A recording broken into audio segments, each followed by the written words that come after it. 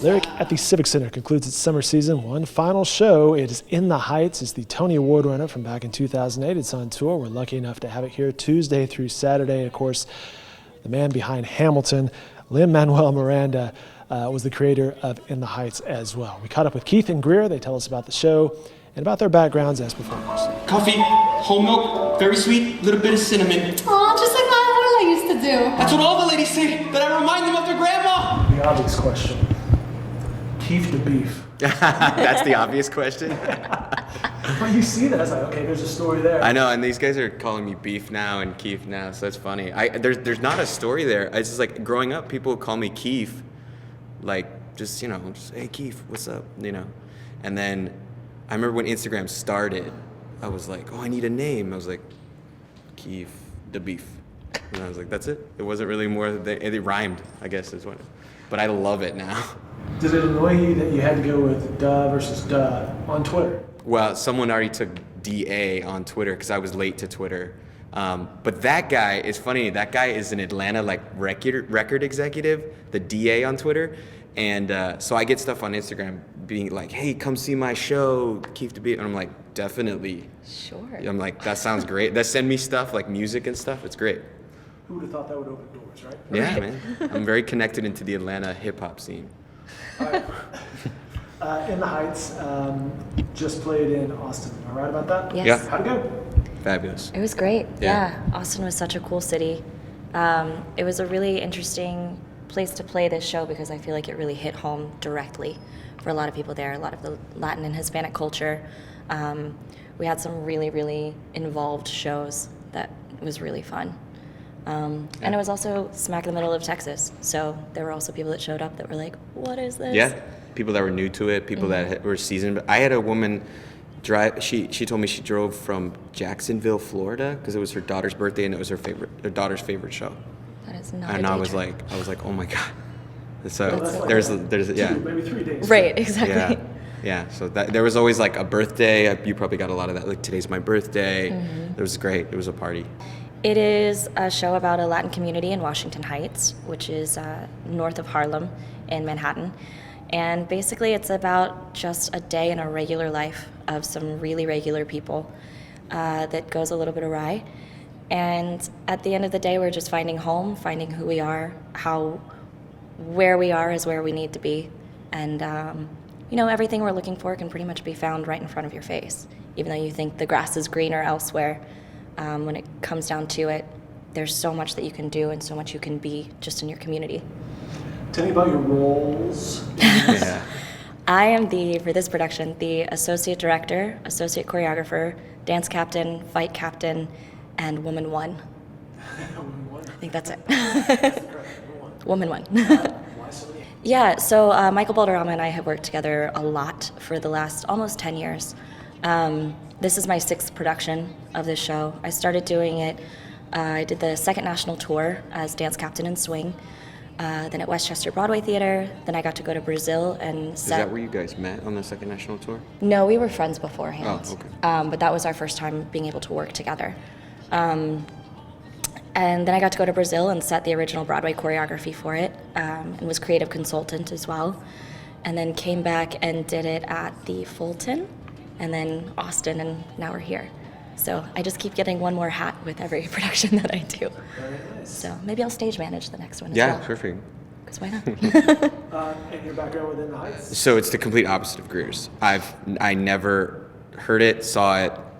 Like I knew the whatever you guys asked for, the little 4-minute audition. I knew that. I knew that really well. And that's it. That's all I knew until they gave me the job. And then I was like, oh, I should probably download the whole album and listen to it. And so I started way late. I mean, the first time I ever heard the whole thing all the way through was like April.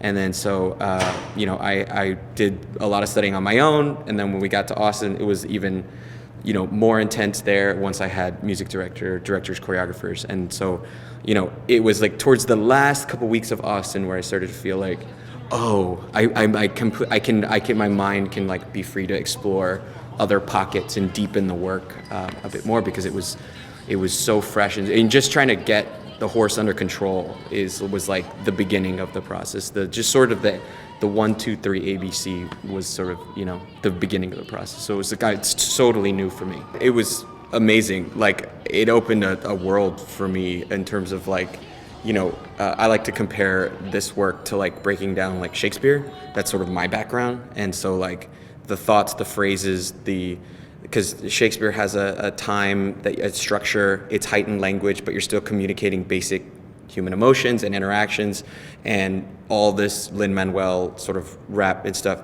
You know, I'll have these long speeches where these real complex poetic thoughts.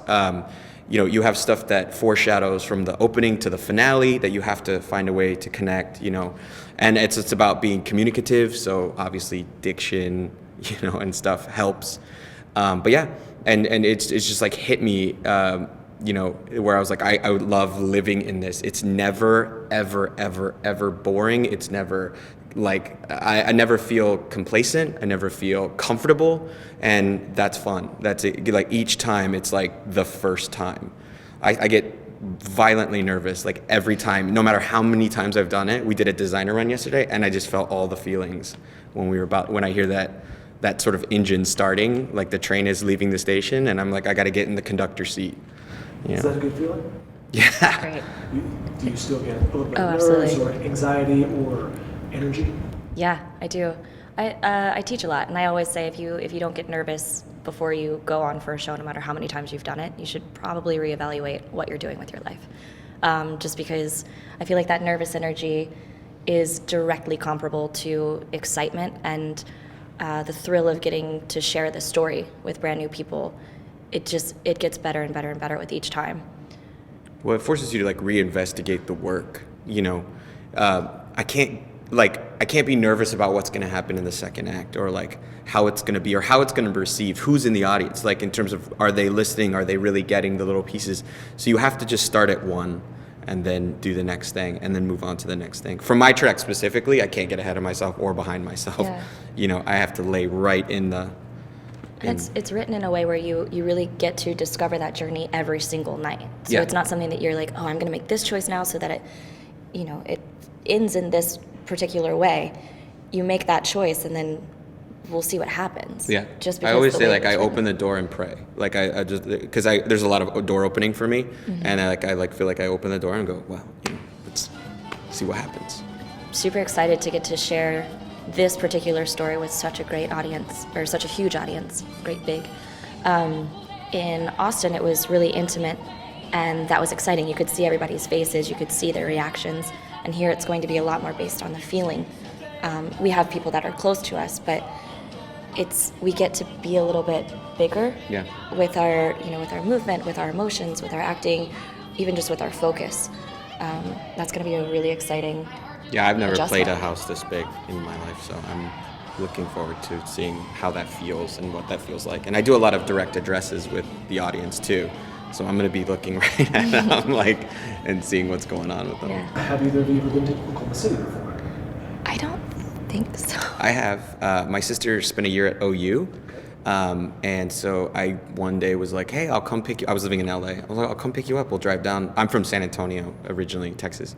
And so I drove from LA to Vegas, all the way to, I had a friend, best friend, he lives in Dallas now, like stationed around here. I know there's a lot of military stuff, I can't remember. And then I went, picked her up at OU, and we drove down. Yeah.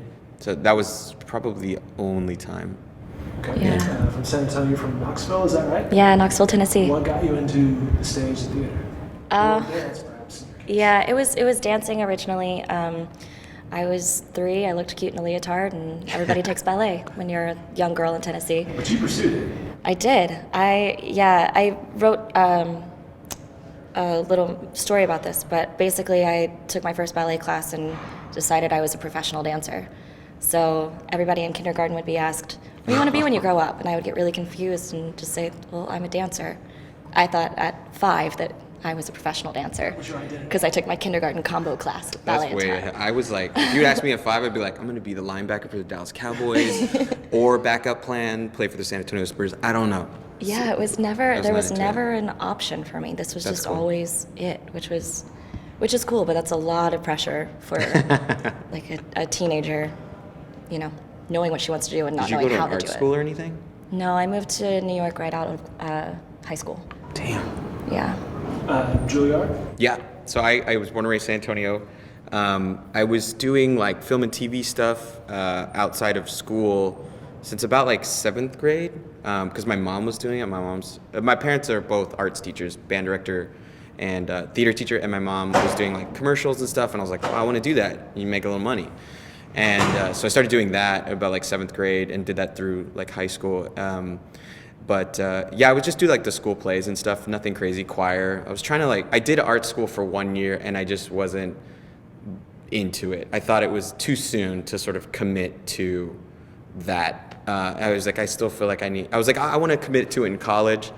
And so I just like got a list of all the like best colleges and like auditioned for them. And I was lucky enough to get into all of them. Then the decision became like, should I go into musical theater specifically or the straight theater, which is Juilliard? And then my dad was kind of like, well, what are you going to do after you graduate? I was like, I don't know, probably move to New York. He's like, just go there now. And so I was like, okay. So I'd never seen Juilliard. I didn't know what it was. I knew there was like some famous people that went there. And I was like, let's do it, I guess. You're both now in New York, right? Yeah. So what's next for you guys? I am actually doing a production of Evita at North Shore Music Theater. Get to be dance captain again, but only dance captain and ensemble. So, and then I'll be setting choreography on a production of A Christmas Carol at Princeton in November. Yeah. So far, there's a few other things, but that's on the list right now. There's some auditions in the works. Been going in for stuff regularly, but the biggest thing is I'm going to be a father in November. That's my next biggest adventure to a baby boy. Yeah. Thank you for your time today. Thank you. Yeah.